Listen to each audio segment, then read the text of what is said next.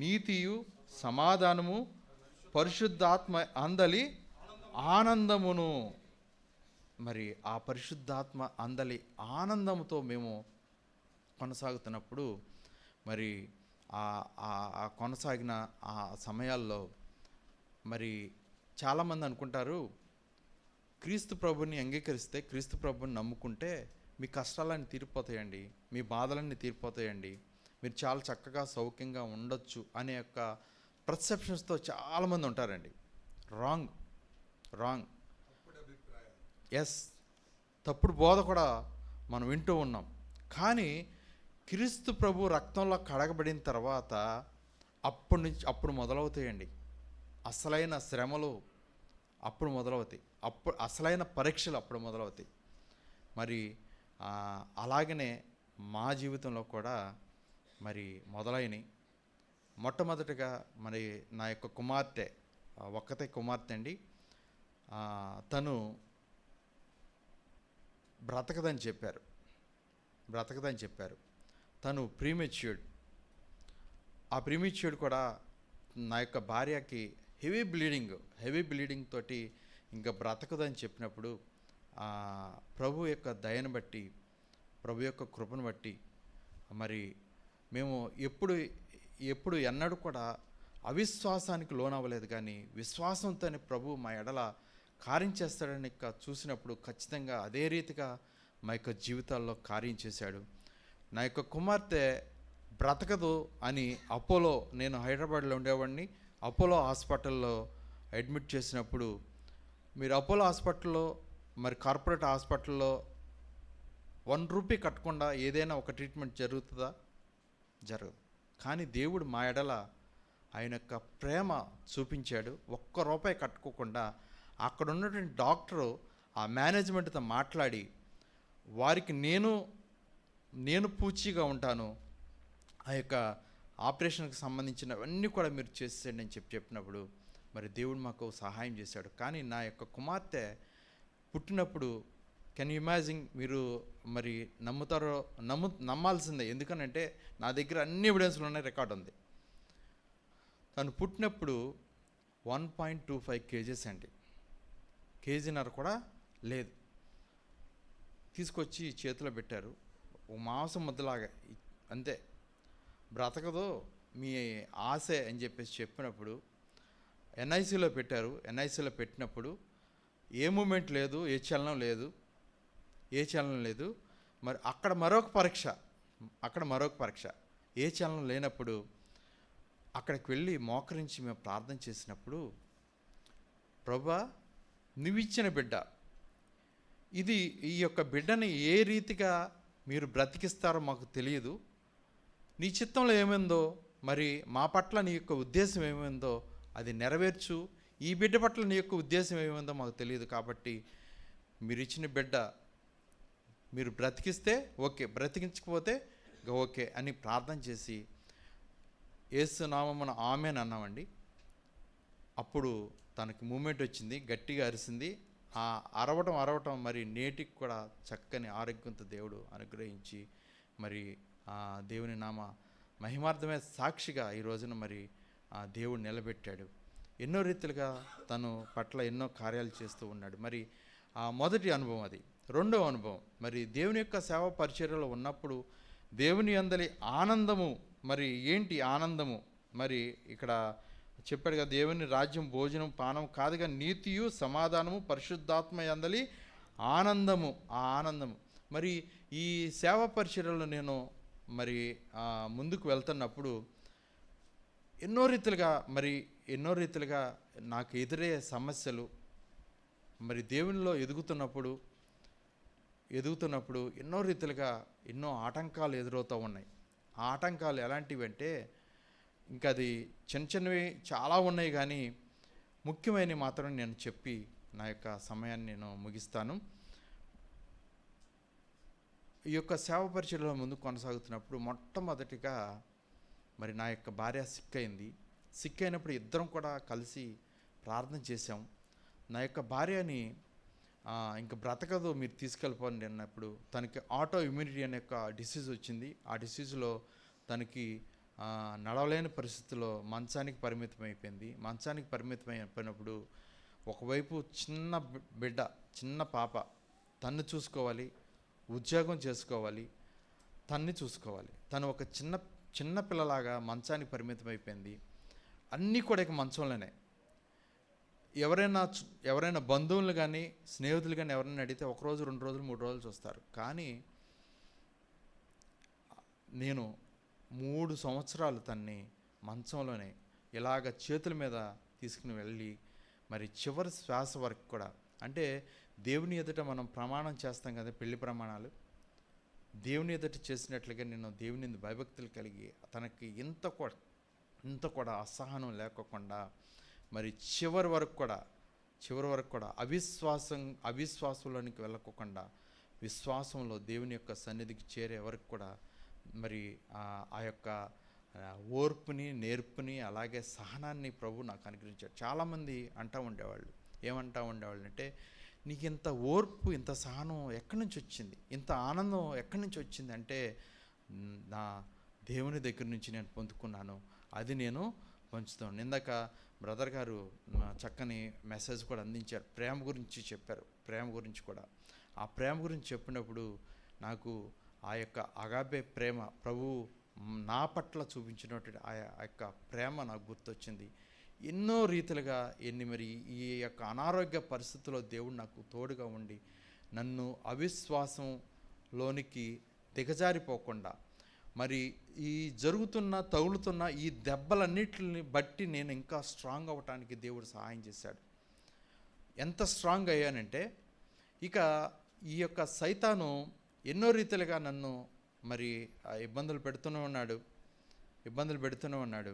ఈ యొక్క సేవ పరిచర్యలో కూడా మరి రీసెంట్గా కూడా నాకు ఈ మధ్య కాలంలోనే హార్ట్ అటాక్ వచ్చింది. హాస్పిటల్కి వెళ్ళినప్పుడు యాంజియోగ్రామ్ చేస్తున్నప్పుడు జరిగినటువంటి పరిణామం నేను ఖచ్చితంగా మీ అందరికీ తెలియచేయాలి. యాంజియోగ్రామ్ చేస్తున్నప్పుడు నేను వెళ్ళాను, నార్మల్గానే ఉన్నప్పుడు డాక్టర్లు హడావుడి చేస్తున్నారు, మీరేం హడావుడి చేయొద్దు, నేను నార్మల్గానే ఉన్నాను, నాకేమి ఇబ్బంది లేదు అని చెప్పినప్పుడు, యాంజియోగ్రామ్ చేస్తున్నప్పుడు అప్పటికి ఎందుకో ఒక ఆత్మ నడిపిస్తున్నాడు ప్రభు. ఇక నాకు ఇది చివరి రోజు, ఆఖరి రోజు, ఇక ఏదో జరుగుతుంది, ఏదో జరగబోతుంది అనే ఒక ప్రేరణ జరుగుతూ ఉంది. అలా ఉంటే నేను ప్రార్థన చేసుకుంటున్నా, ప్రభా నీకు నమ్మకంగా ఉన్నా, నీకు నమ్మకమైన పరిచర్యలో, నేను సేవ పరిచర్యలో వాడబడుతున్నప్పుడు మీరు సమస్తం చూస్తున్న తండ్రి మీరు, మరి నా ఎడల మీ యొక్క ఉద్దేశం ఏమై ఉన్నదో నాకు తెలియదు, నీ చిత్తం ఏమై ఉందో నాకు తెలియదు, కానీ ఈ పరిస్థితుల్లోకి ఎందుకు నడిపించావో నాకు తెలియదు, దీని ద్వారా నాకు ఏమి ఉద్దేశించావో నాకు తెలియదు, కాబట్టి ఈ యొక్క ప్రేరణ నాకు వస్తుంది, ఇదేంటో నాకు తెలియదు అని నేను ప్రార్థన చేసుకుంటూనే ఉన్నాను. యాంజియోగ్రామ్ చేస్తున్నప్పుడు కూడా నేను ప్రార్థన చేసుకుంటూనే ఉన్నాను. ఒక్కసారిగా సడన్గా ఏమైపోయిందంటే కొలాప్స్ అయిపోయానండి. అందరూ కూడా, నా యొక్క సహోదరుడు, అలాగే వెల్విషర్స్, వీళ్ళందరూ కూడా ఆ యాంజియోగ్రామ్ చేస్తున్నప్పుడు చూస్తూ ఉన్నారు. నేను ఆ యాంజియోగ్రామ్ చేస్తున్నప్పుడు నేను ప్రార్థన చేసుకుంటాను, ఒక్కసారిగా కొలాప్స్ అయిపోయాను. పల్స్ పడిపోయింది, అన్నీ పడిపోయినాయి. నా ప్రాణం కూడా, నా ఆత్మ వెళ్ళిపోతుంది, బాడీ నుంచి వెళ్ళిపోతున్నట్లుగా నాకు తెలుస్తుంది.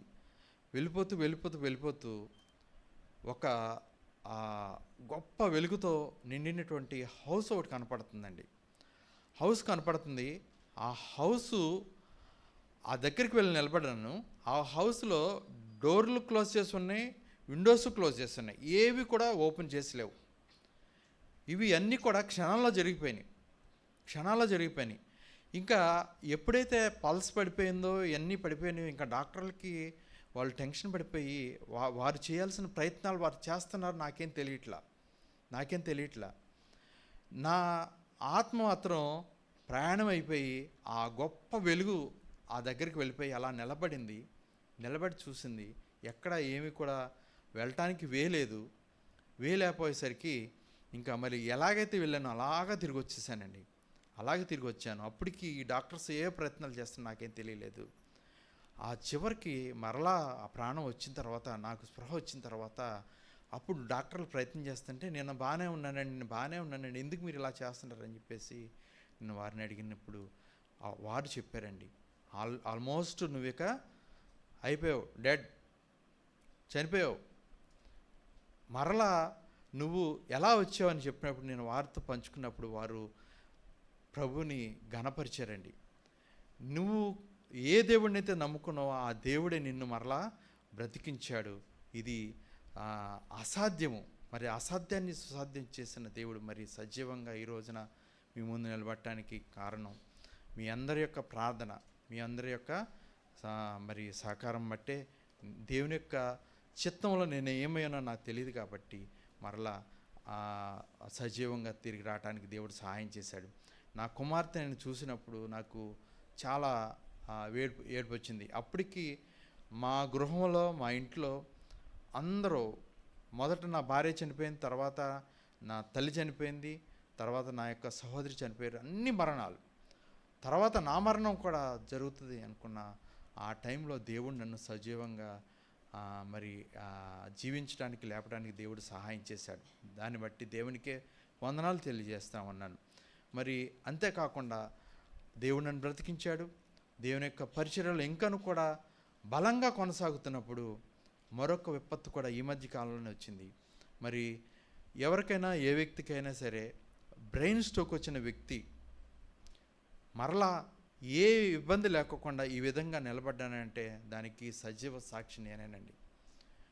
నా యొక్క ఆ బ్రెయిన్ స్ట్రోక్ వచ్చింది. బ్రెయిన్ స్ట్రోక్ వచ్చినప్పుడు మాట పడిపోయింది, మూతి వంకరపోయింది, కాలు చేయి కూడా పడిపోవాలి, కానీ దేవుడు ఏ ఇబ్బంది లేకుండా కాలు చేయి పడుకోకుండా మూతి, తర్వాత మాట్లాడలేని పరిస్థితిలోకి వెళ్ళిపోయాను. ప్రభు సన్నిధిలో ప్రార్థన చేశాను, ఏడ్చి ప్రార్థన చేశాను. ప్రభా, ఇక నేను ఈ పరిచర్యకి నేను పనికిరానా? ఈ యొక్క పరిచర్యకి నేను చేయలేనా?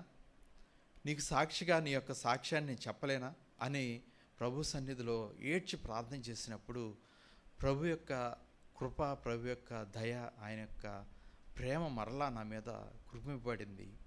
మరి పోయిన మాట మరి ధారాళంగా మాట్లాడే కృపను ప్రభు అనుగ్రహించాడు. మరి ఏ ఇబ్బంది లేకోకుండా, కాలు చేయి పడుకోకుండా, మరి దేవుడు నాకు ఏ ఇబ్బంది లేకోకుండా మరలా దేవుడు నిలబెట్టాడు. ఎందుకంటే ఈ కాలు చేయి పడిపోవాలి. యాక్చువల్గా డాక్టర్కి ఆశ్చర్యం, నాకు ట్రీట్మెంట్ ఇచ్చిన డాక్టర్కి ఆశ్చర్యం. ప్రతిసారి కూడా కాలంకు చూసేది, చేయంకు చూసేది, బాగానే ఉంది, ఎట్లా సాధ్యం, ఎలా సాధ్యం?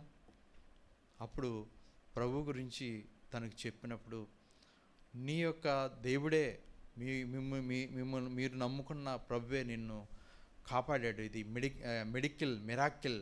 నేను చాలామంది మరి పేషెంట్లు చూశాను, ఇది ఆశ్చర్యం అని చెప్పేసి నేటికి కూడా తనకి ఆశ్చర్యంగా ఉంటుంది. మరి ఈ రోజున మరి ఈ మీ ముందు నిలబడి ఈ యొక్క అనుభవ సాక్ష్యాలు చెప్పడానికి కారణం ఏంటంటే, ఈ యొక్క దేవుని యొక్క రాజ్యము, దేవుని యొక్క రాజ్య వ్యాప్తిలో నేను కూడా మరి సభ్యులుగా, మరి చదివిన వాక్య భాగంలో నీతియు సమాధానం పరిశుద్ధాత్మ అందులే ఆనందము, మరి మీ విషయంలో క్రీస్తుకు దాసుడు, దేవునికి ఇష్టుడు, మరి ఇష్టుడు, మనుషుల దృష్టికి యోగ్యుడనై ఉన్నాడు. కాబట్టి మరి మనుషుల దృష్టికి, మరి దేవుని దృష్టికి కూడా యోగ్యుడిగా ఉన్నాను. కాబట్టి దేవుని యొక్క కృపను బట్టి మాత్రమే నేను ఈ రోజున సజీవంగా ఉన్నాను. మరి మీ యొక్క వ్యక్తిగత ప్రాంతంలో మీరు మా యొక్క కుటుంబం గురించి, మా యొక్క సేవ పరిచర్య గురించి కూడా మీరు జ్ఞాపకం చేసుకోవాల్సిందిగా మీ అందరికి కూడా నేను తెలియజేస్తూ ఉన్నాను.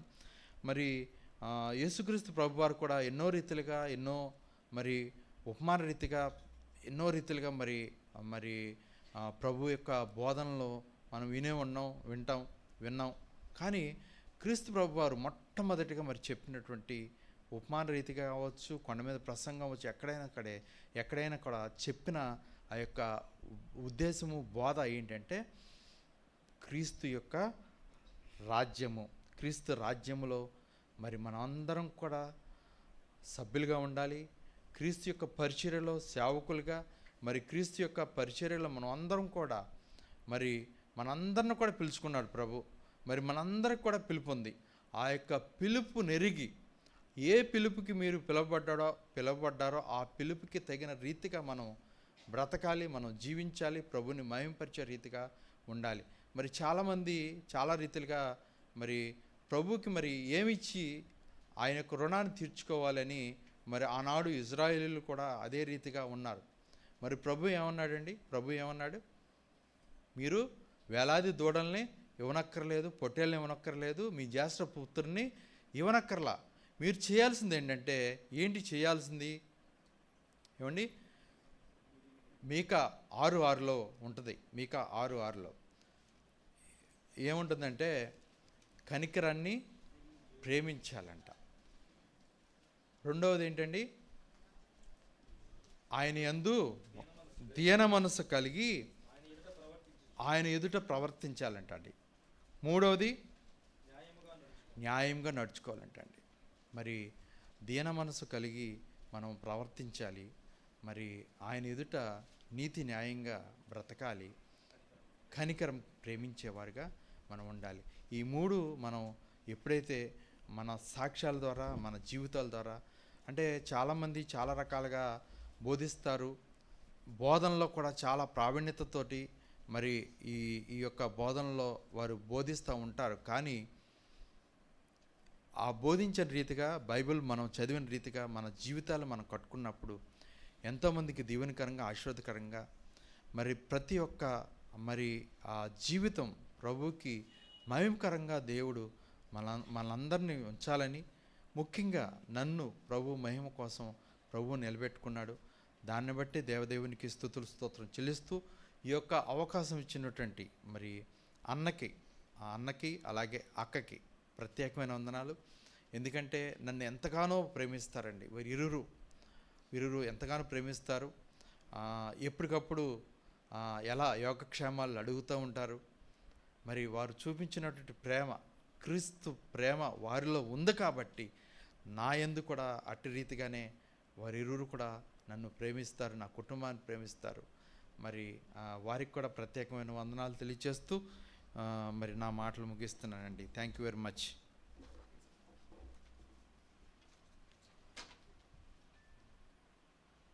మహిమ వచ్చింది. ఒకసారి పాప కూడా లేచి నిలబడితే చూస్తారు. పాప అది చేతికి పట్టని పాప ఇప్పుడు కంటికి అందనంత ఎత్తు నిలబడి ఏం చేస్తున్నాం ఇప్పుడు? Inter second year. Very good, very good, right. God bless you. ప్రియులారా, సుధాకర్ యొక్క అనుభవాలు మరికొంతమందికి ప్రోత్సాహంగా ఉంటాయని నేను తనని ఈరోజు షేర్ చేసుకోమని చెప్పాను అన్నమాట, పంచుకోమని. అది అవసరం, కొంతమందికి అవసరమని అనిపించింది. సుధాకర్ జీవితం ఆఖరి కాకుండా ఉండడానికి దేవుడు మరొక అవకాశాన్ని ఆయన జీవితంలో దయచేశారు. మరి తల్లి లేనిదిగా ఉన్న పాప తండ్రి లేనిదిగా కూడా కాకూడదని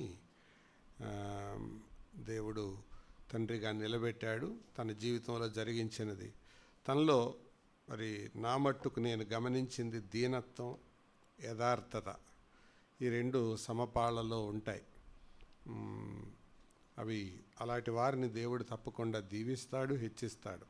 అందుకని యేసు ప్రభు వారు బోధలో ప్రారంభించినప్పుడు పరలోక రాజ్యానికి అర్హత చెప్పిన మాట ఏంటో తెలుసా? ఆత్మ విషయమై దీనులైన వారు ధన్యులు, పరలోక రాజ్యం వారిది. అంటే ఆ ఆత్మ విషయంలో దీనత్వం లేకపోతే పరలోకం వెళ్ళరు అనేది స్పష్టం. కాబట్టి ఆత్మలో దీనత్వం అనేది చాలా చాలా ప్రాముఖ్యం. ఇంగ్లీష్లో తర్జుమాలో అది ఏముంటుందంటే, blessed are those who recognise their poverty in their spirit. ఆత్మ విషయంలో వారి పేదరికాన్ని, వారి దారిద్ర్యాన్ని గుర్తెరిగేవారు ధన్యులు. కాబట్టి మనం ఆత్మలో ఎంత స్థాయికి ఎదిగినా ఆత్మలో నేను దీనుడను అని అనుకోవాలి. ఎదిగే కొద్దీ వదగమని అని లోకంలో రాశారు పాట. అది ఆత్మీయంగా కూడా. అంటే బైబిల్ లెక్కలో ఆత్మీయమైన ఎదుగుదల ఏంటంటే దేవునిలో ఎంతగా ఒదిగి ఉండడమో అదే మన ఎదుగుదల.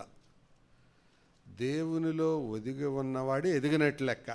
అంతేగాని బంగ్లాలు కొనుక్కోవడం, కార్లు కొనుక్కోవడం, ఉద్యోగాలు సంపాదించడం ఇది ఎదుగుదల కాదు. అదే ఎదుగుదల అయితే బిర్లా, టాటా, అంబానీ వాళ్ళు బాగా ఎదిగినట్లు లెక్క. కానీ దేవుని దృష్టిలో ఎదుగుదల అంటే ఏంటంటే ఎవరైతే ఎదిగే కొద్దీ ఒదిగుంటారో. అందుకే అప్పుడప్పుడు నేను ఆ మాటలు జ్ఞాపకం చేస్తుంటాను. అపోస్తలుడైన పౌలు కొరింథీయులకు రాసిన మొదటి పత్రిక 15వ అధ్యాయంలో, మీరు చూడక్కర్లేదులేండి, ఓరల్గా చెప్పేస్తాను. అందులో ఉత్తరం రాస్తూ 15వ అధ్యాయంలో ఇలాగంటాడు, అపోస్తలులందరిలో తక్కువ వాడను అని అన్నాడు. తర్వాత ఎఫెసీయులకు పత్రిక రాస్తూ 3వ అధ్యాయంలో ఇలాగంటాడు, పరిశుద్ధులందరిలో నేను అత్యల్పుడను అని. ఆ తర్వాత తిమోతికి రాసిన మొదటి పత్రికలో 1వ అధ్యాయంలో ఇలాగంటాడు, పాపులందరిలో నేను ప్రధానుడను అని. అంటే ఆత్మీయంగా ఈ 3 పత్రికల వరుస గనక మీరు జాగ్రత్తగా గమనిస్తే కొరింథీ పత్రికను ముందు రాశాడు. ఈ 3 పత్రికలలో ముందు కొరింథీ పత్రికను రాసినప్పుడు ఏమన్నాడంటే, నేనెవరినో తెలుసా, అపోస్తలుల్లో ఒకవేళ వాళ్ళల్లో నేను తక్కువని అన్నాడు. కొద్ది కాలం గడిచాక ఎఫెస్సి పత్రిక రాశాడు. ఆ ఎఫెస్సి పత్రిక రాసేటప్పుడు ఏమన్నాడు తెలుసా, నో నేను అప్పుడేదో అపోస్తలతో పోల్చుకున్నా కానీ నా లెవెల్ అది కాదు. నా లెవెల్ ఏంటంటే పరిశుద్ధులు ఉంటారే, ఆ పరిశుద్ధులలో నేను చాలా తక్కువ వాడిని అని అన్నాడు. ఆ తర్వాత ఆయన మరణకాలం వచ్చే సమయానికి తిమోతికి ఆత్మీయ కుమారుడికి ఉత్తరం రాస్తూ, పాపులను రక్షించుటకు క్రీస్తు యేసు లోకమునకు వచ్చినను వాక్యము నమ్మదగినదియు పూర్ణాంగీకారమునకు యోగ్యమైనది నేనున్నది, అట్టి వారిలో నేను ప్రధానుడును. చచ్చిపోయేటప్పుడు ఏమంటున్నాడంటే, నో నా కేడర్ అపోస్తలులతో కాదు, నా కేడర్ పరిశుద్ధులతో కాదు, నా కేడర్ ఏంటంటే పాపుల్ని కనుక వరుసలో నిలబెడితే ఫస్ట్ ప్రైజ్ నాకే వస్తుంది. కాబట్టి ఆత్మీయమైన ఎదుగుదల అంటే అది. మనం ఎంత అల్పులమో, మనం ఎంత దౌర్భాగ్యులమో ఎరిగి ఉండటమే అది ఎదుగుదల. అంతేగాని అసలు నా ఎక్స్పీరియన్స్ తెలుసా, నేను ఎప్పుడు రక్షించబడ్డానో తెలుసా అని అంటే ఆ పరలోకానికి ఆ క్యాండిడేట్ దూరంగా ఉన్నాడని అర్థం. ఇదే మీకు ఆనవాలు, గుర్తుపెట్టుకోండి. ఎవరైతే అతిశయాలు చెబుతారో, అతిశయాలు మాట్లాడతారో, అందుకని పరలోక రాజ్యంలో 3 రకాల వాళ్ళు ఉండరు అని నేను అప్పుడప్పుడు చెబుతుంటాను. 1 అతిశయపరులు ఉండరు, 2 అవిధేయులు ఉండరు, 3 అపవిత్రులు ఉండరు. ఈ 3 ఉన్నాయేమో చూసుకోండి. ఎవరు చెప్పండి? అతిశయించేవారు ఉండరు, అవిధేయులు ఉండరు, అపవిత్రులు ఉండరు. మరి 3 మనలో ఉంటే మనం ఉంటామా? చెక్ చేసుకోవాలి. కాబట్టి ఆయన రాకడ కొరకై సిద్ధపడదాం. మంచిది. సుధాకర్ని చూసినప్పుడల్లా ఆ ధైర్యం ఎలాగ మరి ప్రభు ఇచ్చాడో అది సంతోషం. మేము అప్పుడప్పుడు అంటుంటాం, మళ్ళీ వివాహం చేసుకోవచ్చు కదా అని. 5 ఏళ్ల నుంచి వాయిదా వేస్తూ ఉన్నాడు. అసలు ఆ విషయాన్నే స్కిప్ చేస్తాడు అసలు. మరి అట్టి జ్ఞానం, వివేకాన్ని ప్రభు అనుగ్రహించాడు. ప్రభుకు స్తోత్రం. ఈ ఉదయకాలం ప్రార్థన చేసుకొని మనం ముగించుకుందాం. నేను మరొక సందేశం చెప్పడం లేదు, మీకు అందరికీ శుభవార్త. ప్రార్థన చేసుకుందాం. శ్యామ్ కూడా గిడియన్స్లో మెంబర్ కదా.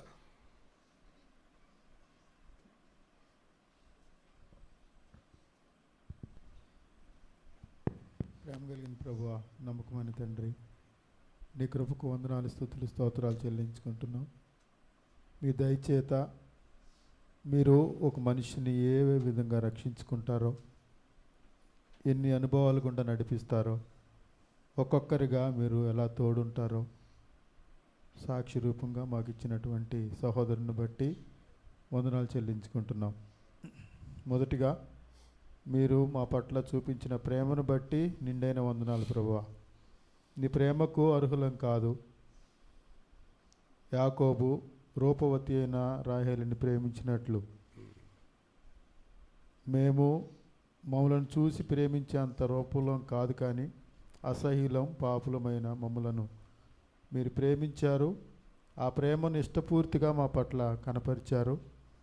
సిలువ యాతనను ఎంతో ఇష్టంగా భరించి మమ్మలను రక్షించి విమోచించి నీ బిడ్డలుగా చేసుకున్న విధానాన్ని బట్టి కూడా వందనాలు చెల్లించుకుంటున్నాం ప్రభువా. మా రక్షింపబడిని ఆరాధన చేస్తున్న ప్రతి వారిలో సువార్తను రాజ్యవ్యాప్తి కొరకై వాడుకున్నట్లుగా బాధ్యతను మాపై మరలా జ్ఞాపకం చేసినందుకు కూడా వందనాలు. కొన్నిసార్లు మేము మా బాధ్యతలను మరచి బ్రతుకుతున్నాం ప్రభువా. ఇదేదో సేవకుల పని, మరొక సంస్థల పని అనుకుంటున్నాం, కానీ వ్యక్తిగతంగా ఇది మాపై కూడా ఉందని విస్మరించాం ప్రభువా. మమ్మలను మరలా నీ సన్నిధి కొరకు, నీ రాజ్యం కొరకు సమర్పించుకుంటూ ఉన్నాం. కుటుంబంగా, వ్యక్తిగతంగా మమ్మల్ని మేము మరలా మీకు సమర్పించుకుంటున్నాం తండ్రి. గిడియన్ ఇంటర్నేషనల్ను మీరు ప్రేమించారు. 3 ద్వారా 100 సంవత్సరాల క్రితమే మీరు ఏర్పాటు చేసి ప్రపంచ దేశాలన్నిటిలో మీరు తండ్రి వాడుకొని అభివృద్ధి చేస్తున్న కార్యాలను బట్టి వందనాలు. హంతకులను, దొంగలను, ప్రాణాపాయ స్థితిలో ఉన్నవారిని, నేను ఆత్మహత్యలు చేసుకునే వారిని రక్షించుటలో నీ సంస్థను వాడుకుంటున్న విధానాన్ని బట్టి వందనాలు.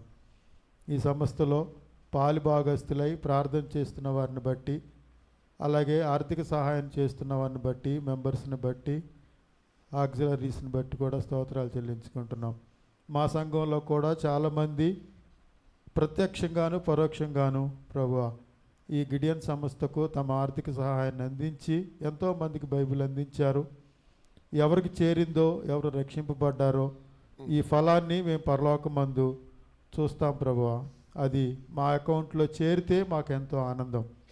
అలాంటి కృపను మా అందరికి దయచేసినందుకు కూడా వందనాలు. మా కన్నులకు అర్థం కాని, మా హృదయానికి అర్థం కాని, గోచరం కాని గొప్ప బహుమతులను పరలోకమందు మా కొరకు దాచి ఉంచినందుకు స్తోత్రాలు చెల్లించుకుంటున్నాం. ఇంకను ఈ సంస్థను అభివృద్ధి చేసి నీ రాజ్య వ్యాప్తిలో వాడుకొనండి. ఎదుర్కొంటున్న సమస్యలు, పోరాటాలలో ఎదుర్కొనే కృపను, ధైర్యాన్ని ఇందాక మేము సాక్ష్యంలో విన్నట్లుగా పరిశుద్ధాత్మ యందలి ఆనందాన్ని మీరు దయచేసి నడిపించమని ప్రార్థన చేస్తూ ఉన్నాం.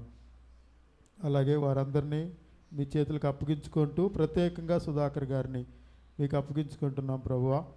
మీరు తోడుండి ఎన్ని శ్రమల గుండా మీరు నడిపిస్తున్నారో, ఆర్థికంగాను, ఆరోగ్యపరంగాను, ఆత్మీయంగాను ఉన్నతమైన స్థాయికి మీరు తీసుకొస్తున్నందుకు కూడా స్తోత్రాలు. కుటుంబాన్ని మీరు మీ చిత్తానుసారంగా నడిపిస్తూ పరిచర్యలో వాడుకుంటున్నందుకు కూడా వందనాలు.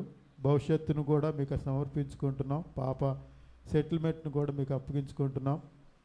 ఇప్పటికే తల్లి లేకుండా ఉండిన తండ్రిగా ఆయనే ఉంటూ ఉండగా సహాయం చేస్తున్నారు. పరలోకపు తండ్రిగా మీరు కూడా ఉన్నారు. బాప్తిస్మం పొంది ఆరాధన చేసే అనుభవంలోనికి పాపను నడిపించినందుకు కూడా వందనాలు. భవిష్యత్తును మీరు ఆశీర్వదించి మీ చిత్తానుసారంగా వాడుకోనండి. అలాగే సాక్ష్యాన్ని విని ప్రోత్సాహం పొందిన మా సహోదరులను బట్టి వందనాలు. వారు కూడా నాయన ఏ ఇరుకుల గుండా, ఇబ్బందుల గుండా వెళుతున్నారో మీరు తోడుంటారని, నమ్మకస్తుడని, మీ వాగ్దానం నమ్మదగిందని ఒప్పుకొని నీపై ఆధారపడినట్లు కృప చూపించండి. తిరిగి వెళ్తూ ఉండగా సహాయం చేయండి. ఈ వారం అంతటిలో నీ సేవకునకు మంచి ప్రయాణాన్ని ఇచ్చారు, పరిచర్యలను ఇచ్చారు. రక్షింపబడిన వారందరినీ నాయన ప్రోత్సహించండి. నమ్మకంగా బ్రతికే కృపను దయచేయండి. దిగజారిపోయే వారిని మరలా తీర్మానం తీసుకునేటట్లుగా చేసినందుకు కూడా వందనాలు. సంఘ ఉద్యోగంగా ఉండటానికి నీ సేవకులను వాడుకున్నందుకు స్తోత్రాలు చెల్లించుకుంటూ కుటుంబాన్ని, బిడ్డలను మా అందరినీ మీకు అప్పగించుకుంటూ మరలా సంఘంగా కలుసుకుని పర్యంతము నైనా మీ తోడును మాతో ఉండి నడిపించండి అని తిరిగి వెళుతున్నారు. మీ దయను ఈ ఎండబెళ్ళ సహాయం చేసి నడిపించండి అని, మరి సాయంత్రం పరిచర్యలోను, తర్వాత ఎర్రబాలెం పరిచర్యలోను మీరు తోడుండి నడిపించండి అని మా ప్రియుడు, మా రక్షకుడు నైనా యేసుక్రీస్తు వారి నామం ద్వారా ఈ ప్రార్థన చేస్తున్నాం తండ్రి, ఆమేన్. ఈ వారంలో కృష్ణా జిల్లాలో. నీవేన ఆధారం, నీ ప్రేమకు సాటెవ్వరు, దేవా నీవేన ఆధారం, నీ ప్రేమకు సాటెవ్వరు, నా జీవిత కాలమంతా నిన్నే పాడి స్తుతించెదను, నా జీవిత కాలమెల్లా నిన్నే పాడి స్తుతించెదను. యేసేన పరిహారి, ప్రియ యేసేన పరిహారి, నా జీవిత కాలమెల్లా ప్రియ ప్రభువే నా పరిహారి, నా జీవిత కాలమెల్లా ప్రియ ప్రభువే నా పరిహారి. పరిశుద్ధుడైన తండ్రి, నమ్మదగిన దేవా, మీకు వందనాలు, స్తోత్రాలు. జీవితకాలానికి ఆది అయినా జీవమునకు అంతమైనా లేని గొప్ప ప్రధాన యాజకుడా, మీకు స్తోత్రాలు. జగత్తు పునాది వేయబడక మునిపే ఉన్నవాడా, మీకు వందనాలు. పరిశుద్ధుడా, నీతిమంతుడా, సర్వాధికారి, సకల యుగములలో రాజైన దేవా, మీకు స్తోత్రాలు, వందనాలు. నీతో సమమైన వారు, నీతో పోల్చదగిన వారు, నీ ప్రక్కన ఉండదగిన వారు ఎవరూ లేరు. నీవు మాత్రమే గొప్ప దేవుడవు ప్రభా, నీవు మాత్రమే సర్వాధికారివైన దేవుడవు. స్తోత్రాలు నాయన. ప్రభా, మిమ్మలను ఆరాధించుకోవడానికి మీ ప్రేమ ప్రాశస్త్యతను మా ఎదురుగా తీసుకుని వచ్చినందుకే వందనాలు. ఇంకను మీ ప్రేమ యొక్క పొడవు, వెడల్పు, లోతు, ఎత్తు గ్రహిస్తూ అందులో మేము దాన్ని అనుభవిస్తూ మీ మహిమ కొరకై మరింత ప్రభావవంతంగా జీవించడానికి సహాయం చేయండి.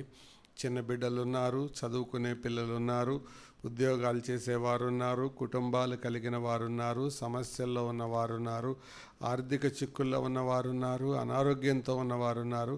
వారందరికీ మీ సహాయం ఇవ్వండి. ఎండలు తీవ్రంగా ఉన్నప్పటికీ మీరు అనుగ్రహిస్తున్న క్షేమాన్ని బట్టి వందనాలు ప్రభా.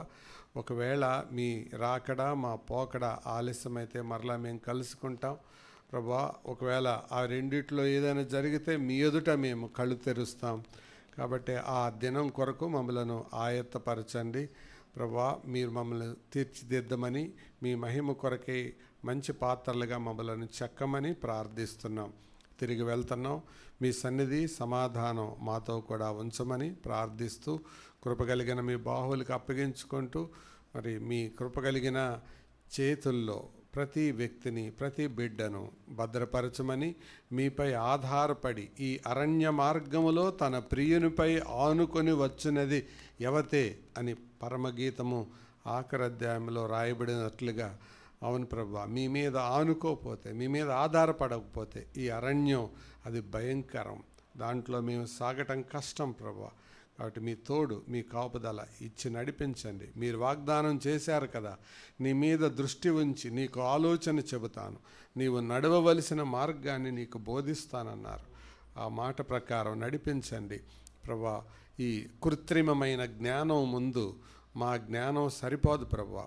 మానవ జాతిని మింగివేసే కృత్రిమమైన మేధస్సు, ఆర్టిఫిషియల్ ఇంటెలిజెన్స్ వస్తూ ఉంది.